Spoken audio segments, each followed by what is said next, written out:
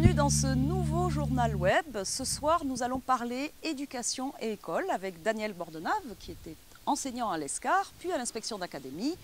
Alors, le défi pour les écoles et pour l'éducation en général. Aujourd'hui, nous devons impérativement lier 3 défis pour réussir ce projet qui permettra aux enfants de l'ESCAR de réussir. Parce que nous le savons bien, l'école, pilier de la République, c'est la réussite avant tout. La réussite des enfants passe donc par le premier défi, c'est celui de l'égalité des chances.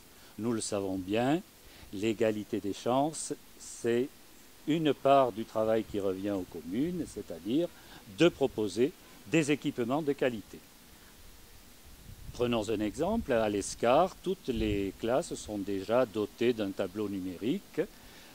Effectivement, l'équipement numérique à l'école aujourd'hui fait partie d'un investissement nécessaire qui permet, et nous avons pu le voir notamment dans cette période qui vient de s'écouler, pendant le confinement, le numérique a eu une place prépondérante dans le rapport qui s'est établi entre les apprenants, leurs professeurs et les familles. Donc, un premier aspect, c'est évidemment un équipement de qualité. Deuxièmement, l'école d'aujourd'hui est une école inclusive. Nous le savons, tous les enfants sont inscrits à l'école de leur quartier. Et le grand défi à relever, c'est celui de l'accueil des enfants en situation de handicap. L'ESCAR travaille d'une manière générale à cet accueil-là dans toutes les parties de la cité. Et puis Daniel, il y a aussi le défi environnemental, parce que l'environnement, ça prend aussi la protection de l'environnement dès le plus jeune âge, et donc l'éducation en fait partie. L'éducation en fait partie.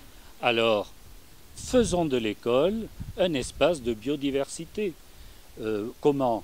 Eh bien, tout simplement en prolongeant l'expérience qui est déjà en cours, au moins dans une école de l'ESCAR, à savoir d'initier les enfants au jardinage, à la culture des plantes, à comprendre comment, effectivement, les hommes se nourrissent et comment on peut parvenir à raisonner sur tous les domaines de la consommation et celui de l'alimentation, par exemple.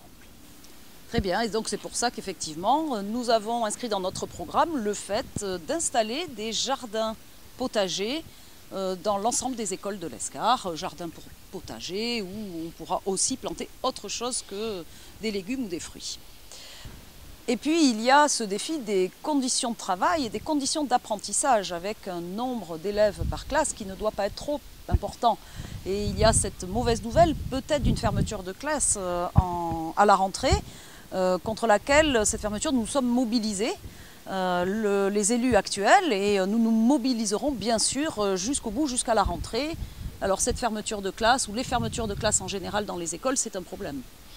C'est un problème et c'est une raison de rappeler que nous devons tous nous mobiliser, tous membres de la communauté éducative, parents, enseignants, élus, pour défendre ces conditions de travail, qu'elles soient les meilleures et qu'elles garantissent au mieux la réussite de nos enfants. Et le nombre d'élèves par classe, effectivement, en fait partie. Très bien, merci Daniel. Vous le voyez, l'éducation a toujours été pour nous une priorité importante pendant les 2 mandats précédents et ce sera encore le cas sur le mandat suivant. Merci et je vous donne rendez-vous pour un prochain journal web demain à 19 h.